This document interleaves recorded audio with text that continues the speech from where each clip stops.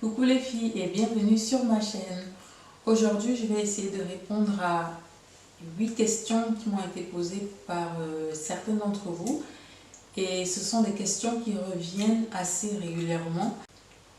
Avant de commencer, j'aimerais préciser que tout ce que je vous dis, toutes les réponses que je vous donne, vous pouvez tout à fait aller les vérifier sur internet, faire vos propres recherches pour avoir plus d'informations en fait concernant le soin des cheveux crépus.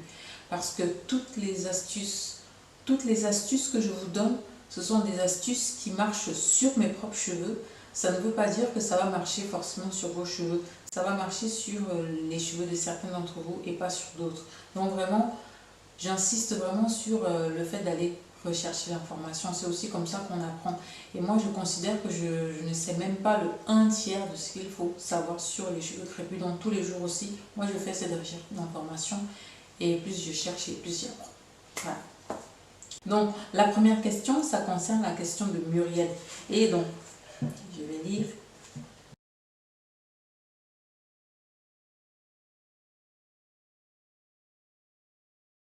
Donc ma réponse à Muriel, si tu me regardes, bisous à toi ma belle. Moi ce que je te répondrai, comme je l'ai déjà fait sans doute inbox, c'est que moi je pense que tes pointes en fait sont abîmées. Donc quand les pointes sont abîmées, il n'y a vraiment pas de solution par rapport à ça. La seule chose qu'il faut faire, c'est couper en fait. Les pointes abîmées, ce sont les cheveux qui se cassent. Je pense que c'est pour ça que tu as des cheveux qui se cassent. Donc je te conseille vraiment de couper les bouts, je sais pas, à 1 cm. En ce qui concerne ta routine capillaire, je trouve que les ingrédients que tu utilises sont très incomplets en fait. Parce que tu me dis que tu utilises l'huile de coco, du beurre de karité et du miel. Bon, je ne sais pas, comment tu les mélanges? Je sais pas, qu'est-ce que tu en fais? Est-ce que c'est en masque? Est-ce que tu les appliques sur tes cheveux? Je sais pas du tout. Donc, à ce que je vois en tout cas, c'est vraiment pas suffisant. Parce qu'il te faut une crème, une lotion capillaire en fait. Donc, une fois que tu hydrates tes cheveux avec de l'eau, tu appliques une lotion capillaire. Sinon, avec que du beurre de karité et de l'huile de coco, tes cheveux seront toujours secs. Et je tiens vraiment à préciser que l'huile de coco, c'est pas une huile qui convient à tout le monde. L'huile de coco, personnellement, ça m'assèche les cheveux et c'est le cas de beaucoup d'autres personnes. Je pense que je vais vous mettre en barre d'informations un lien sur la vidéo qu'avait fait Naturi Eben sur cette question, comme quoi l'huile de coco, ça peut être une huile très asséchante, contrairement à ce qu'on pourrait penser. La deuxième question, c'est une question d'Herbie qui me demandait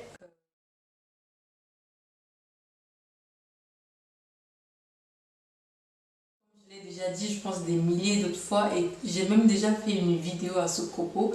S'il existait une recette qui faisait pousser les cheveux, franchement, tout le monde serait au courant de cette recette. Donc ça n'existe absolument pas. Par contre, il y a certaines huiles, comme par exemple l'huile de ricin ou l'huile de carapate, qui apparemment stimulent la pousse des cheveux. Donc Herbie, si tu veux que tes cheveux poussent plus vite, moi je te conseille de mettre dans tes masques capillaires et bains d'huile de l'huile de ricin. Et voilà, il faut également régulièrement masser les cheveux, les filles, c'est très important. Vraiment masser vos cheveux comme ça avec la pointe des doigts, pas avec les ongles. Parce qu'avec les ongles, ça risque de vous abîmer les cheveux. Vraiment, si tous les jours vous vous massez les cheveux comme ça pendant 3 minutes. Parce que masser les cheveux, ça stimule la circulation sanguine, ce qui fait que ça stimule aussi la pousse de vos cheveux. Dans Herbie, le produit miracle n'existe absolument pas. Il suffit juste vraiment de prendre correctement soin de ses cheveux et d'incorporer de l'huile de ricin dans tes recettes. Et tu me diras s'il y a eu des améliorations. Alors, la troisième question, c'est la question de Vanessa. Vanessa me demande comment faire pour avoir du volume parce qu'elle a les cheveux très fins. Alors, moi, ce que je conseille, c'est pour celles qui ont des cheveux fins, vraiment je vous conseille de faire régulièrement des masques capillaires. Les masques, vraiment, ça redonne vraiment du volume aux cheveux. Et si vous avez la possibilité d'avoir de l'huile d'amla, en fait l'huile d'amla, c'est une huile que j'ai essayé moi-même sur mes cheveux. Et ça m'a donné les cheveux vraiment très touffus. Mais déjà que naturellement j'ai les cheveux crépus, très touffus. Mais vraiment l'huile d'amla, je vais essayer de vous mettre une photo. L'huile d'amla, ça encore vraiment... J'ai eu vraiment ce qu'on appelle le kucha de la marmite sur la tête. C'était vraiment... c'était vraiment...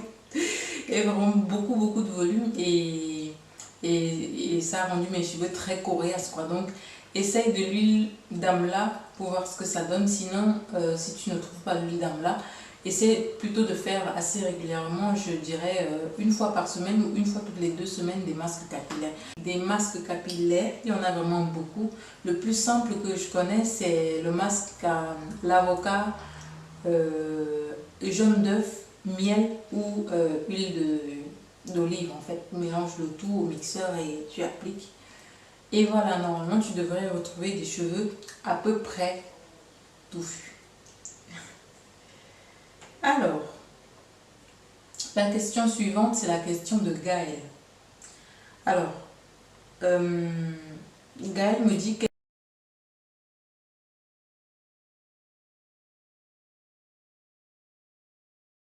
donc ce que je te conseille, Gaël, c'est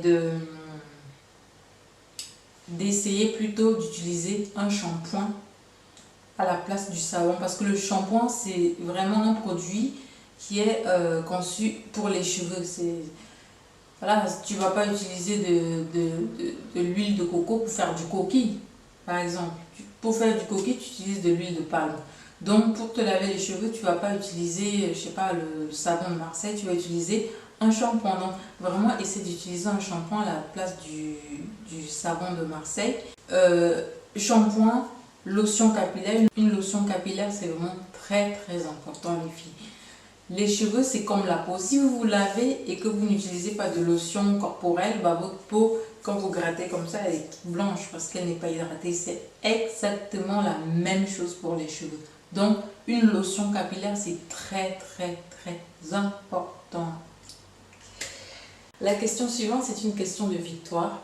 Victoire qui me dit qu'elle a peur justement de laisser ses cheveux naturels parce qu'elle ne pense pas pouvoir les entretenir correctement. Et est-ce qu'il n'y a pas un moyen de revenir au naturel sans forcément les couper? Bah, ma réponse, c'est que Victoire, oui, tu peux tout à fait revenir au naturel sans forcément couper les cheveux que tu as sur la tête. Donc tu peux faire une transition, on appelle ça comme ça.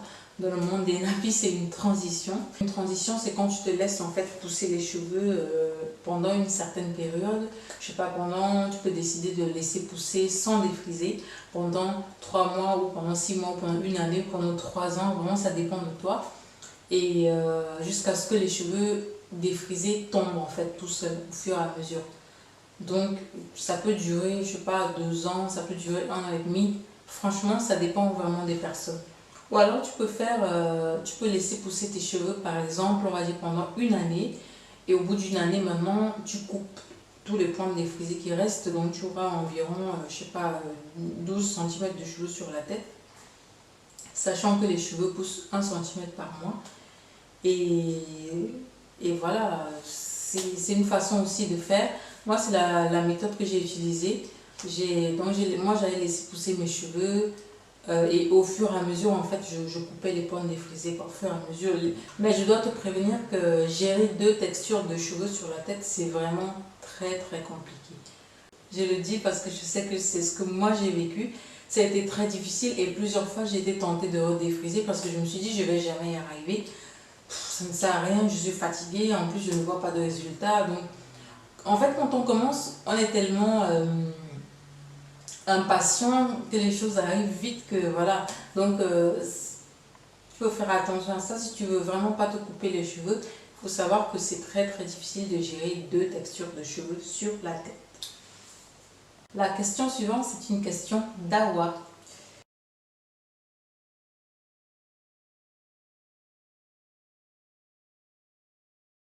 Si Si dans votre vapeau, vous mettez de l'huile, de l'eau, de machin, des trucs, sachez qu'à un moment donné, vos cheveux, ils vont être saturés. Donc, ce que je conseille, en fait, c'est de modifier la composition de ton vaporisateur, mettre de l'eau et simplement de l'huile d'olive. Un tout petit peu d'huile d'olive, vraiment pas beaucoup. Et il faut savoir, comme je l'ai déjà dit avant, l'huile de coco, c'est une huile qui a tendance à assécher les cheveux de beaucoup d'entre nous. Et donc, moi, j'éviterais vraiment de mettre de l'huile de coco dans le vaporisateur. Ou alors, tu peux faire comme moi, dans ton vaporisateur, tu mets de l'eau et de la glycérine végétale. Franchement, pour moi, la glycérine végétale, c'est vraiment le produit que j'ai découvert et que pour moi, c'était la découverte du siècle et que je ne peux absolument plus m'en passer, quoi. Donc, eau et un petit peu de glycérine végétale, je m'hydrate les cheveux et mes cheveux restent hydratés. Si je les hydrate le matin, quand je reviens le soir, mes cheveux sont toujours hydratés. Donc, voilà. Ce que je peux te conseiller également, c'est évite de trop te sceller les cheveux. Quand tu te scelles les cheveux tout le temps, c'est-à-dire matin, tu hydrates tes cheveux, tu mets du beurre de karité, de l'huile. Le soir, tu rentres, tu hydrates tes cheveux, tu mets du beurre de karité, tu mets de l'huile.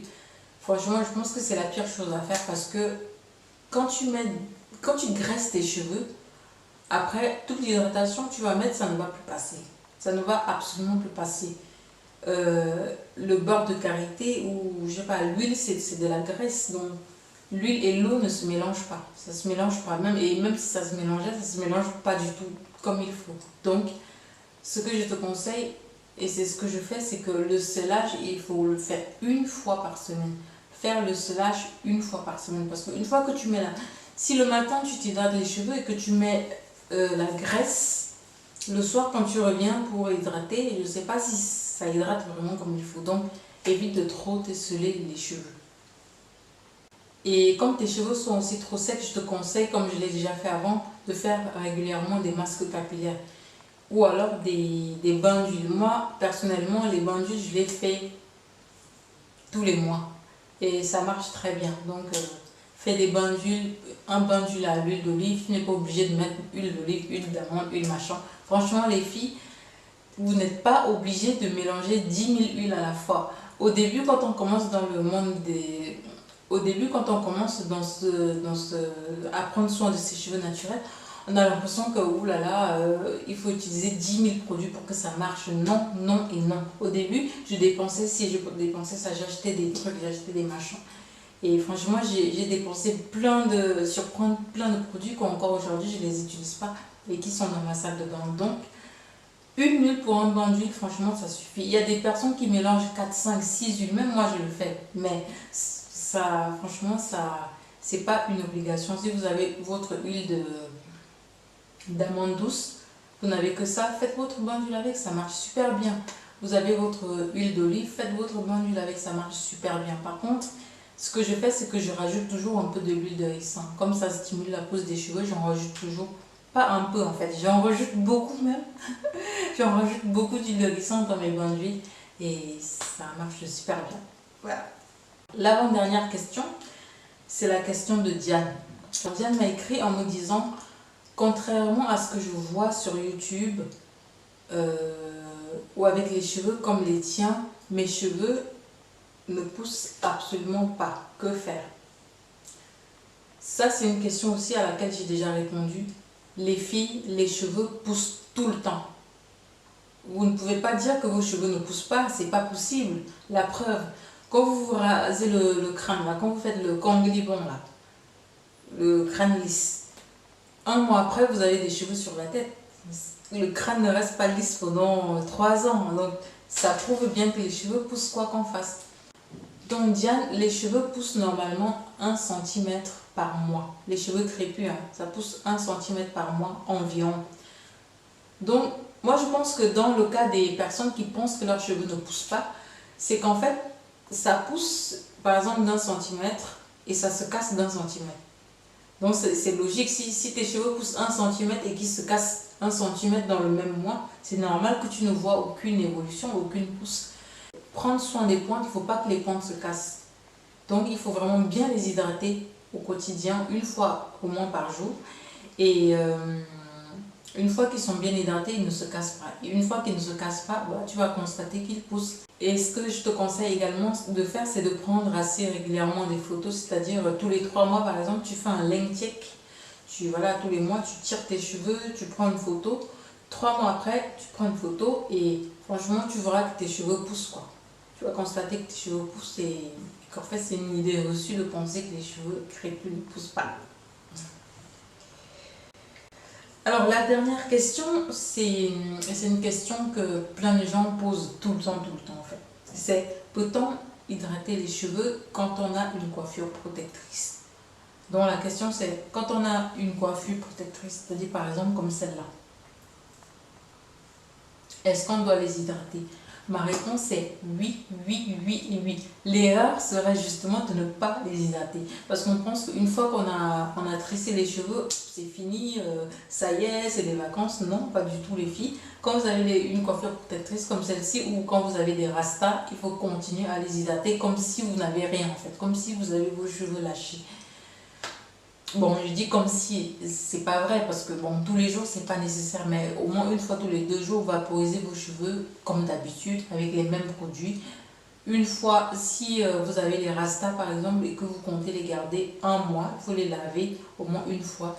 Et j'ai fait une vidéo à propos de cela, donc si vous voulez voir, n'hésitez pas à aller faire un tour sur ma chaîne pour voir la vidéo. Donc voilà, hydratez vos cheveux lorsqu'ils sont en coiffure protectrice. Donc voilà, j'ai répondu à toutes les questions qui m'ont été posées sur cette page Facebook et j'espère que ça va vraiment vous aider. Et si vous avez d'autres questions, si vous voulez que je parle d'autres choses en vidéo, n'hésitez vraiment pas. Et comme on dit au Cameroun, on est ensemble.